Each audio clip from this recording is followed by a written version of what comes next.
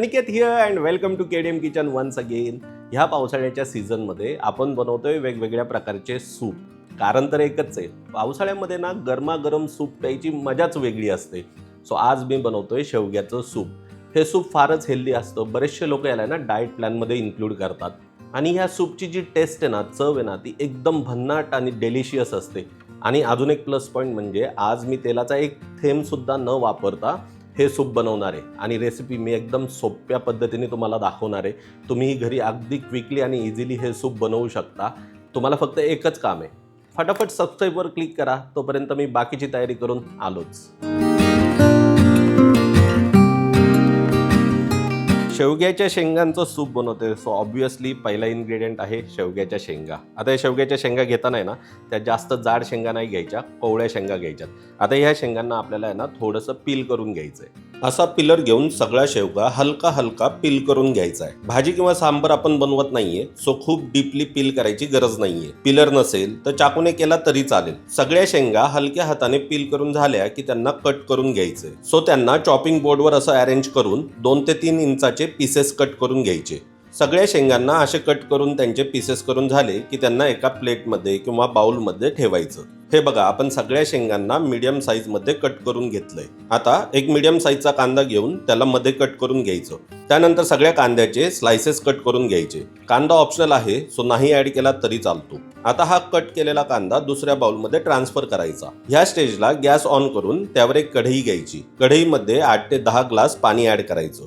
Gas medium फ्लेमवर ठेवून हे पाणी आपल्याला गरम करून घ्यायचंय. पाण्याला जस्ट उकळी यायला लागली की पाण्यात आपण कट केलेला शेवगा ऍड करायचा. त्यासोबतच आपण स्लाइस केलेला कांदा, 7 ते 8 लसणाच्या पाकळ्या, साधारणतः 2 इंच आल्याचे पीसेस, 2 कापलेल्या हिरव्या मिरच्या, एक छोटंसं तमालपत्र, 2 लवंगा ऍड करायच्या, साधारण 2 इंच दालचिनी आणि मी इथे काही फ्रेश कोथिंबीरीचे दांडे घेतले ते ऍड करायचे. या दांड्यांनी सूपला छान फ्लेवर येतो. आणि थोडंसं चवीपुरतं मीठ ऍड करायचं. आता ह्या सगळ्या इन्ग्रेडियंट्सला हलकं स्टर करून घ्यायचं आणि साधारणतः 2 ते 3 मिनिटं उकळी येईपर्यंत शिजवायचं. त्यानंतर कढईवर झाकण ठेवायचं आणि मोजून फक्त 10 मिनिटं शिजवून घ्यायचं. 10 मिनिटातच शेवगा आणि कांदा चांगला शिजतो. जे खडे मसाले ऍड केलेत त्यांचा फ्लेवर पाण्यात उतरतो. 10 मिनिटांनी झाकण उघडायचं. आपले सगळे इन्ग्रेडियंट चांगले बॉईल झालेत. शेवगा शिजलाय का नाही हे चेक करण्यासाठी एक पीस काढून असं चेक करायचं. आपला शेवगा छान शिजलाय. या स्टेजला जे खडे मसाले आपण ऍड केले होते जे दिसत आहेत ते काढून घ्यायचे. त्यांचा फ्लेवर ऑलरेडी पाण्यात आलाय, सो त्यांचं काम संपलंय. त्यांना असं काढून डिस्कार्ड करायचं. सगळेचे सगळे इन्ग्रेडियंट्स पाणी निथळून जाळीत काढून घ्यायचे. असे जाळीत काढल्याने ते लवकर थंड होतात. आता हे जे पाणी कढईत उरलंय ना, त्यात मसाल्यांचा फ्लेवर असतो, न्यूट्रिएंट्स असतात, सो ते फेकायचं नाहीये. आत्तापर्यंतची प्रोसेस तुम्ही बघितली, एकदम सिंपल आणि क्विकली आपण हे सगळं रेडी केलेलं आहे. आपण काय केलं आहे, शेवगा आणि बाकीचे इन्ग्रेडियंट्स आपण उकळून घेतलेत आणि हे जे पाणी उरलं आहे स्टॉक वॉटर, हे आपल्याला फेकून द्यायचं नाही आहे. ह्याच्यात खूप सारे न्यूट्रिएंट्स असतात. आता पुढची प्रोसेस पण तेवढीच सोपी आहे, तर चला स्टार्ट करूयात.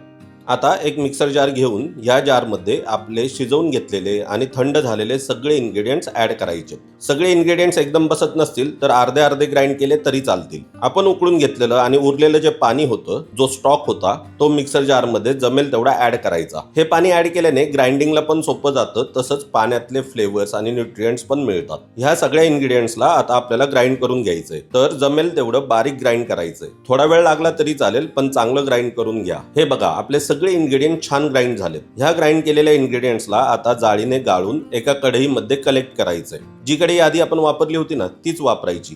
हे इन्ग्रेडियंट चांगले गाळून घेणं फार महत्वाचं आहे. सो चमचा किंवा पळीने दाबून दाबून गाळून घ्यायचं. चांगलं प्रेस करत राहायचं, ज्याने सगळा पल्प कढईमध्ये जमा होईल आणि जाळीमध्ये फक्त चोथा राहील. हे बघा, आपल्या जाळीत फक्त हा चोथाच राहिलाय आणि कढईत सगळ्या इन्ग्रेडियंटचा फक्त पल्पच जमा झालाय. या स्टेजला कढईतलं मिश्रण थोडं स्टर करून बघायचं.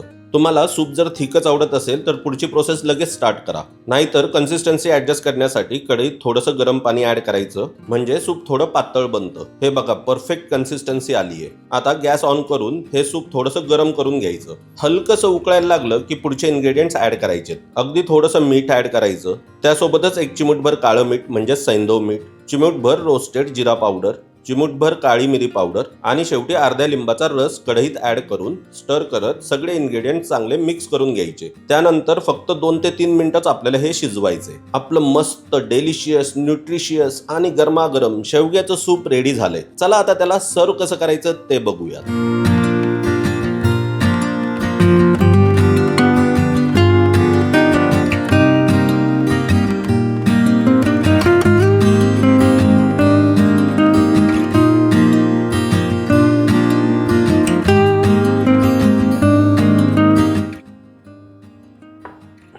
अमेझिंग आणि तेवढंच डेलिशियस हे शेवग्याचं सूप आहे ना, खूप हेल्दी सुद्धा असतं आणि तेवढंच डेलिशियस सुद्धा बनतं. तुमच्या डाएट प्लॅनमध्ये हे सूप नक्की इन्क्लूड करा. खूप ह्याचे फायदे आहेत आणि फक्त पावसाळ्यातच नाही तर हिवाळ्यात सुद्धा तुम्ही हे सूप एन्जॉय करू शकता. रेसिपी बघितली तुम्ही, फारच सोपी आणि क्विकली बनतं.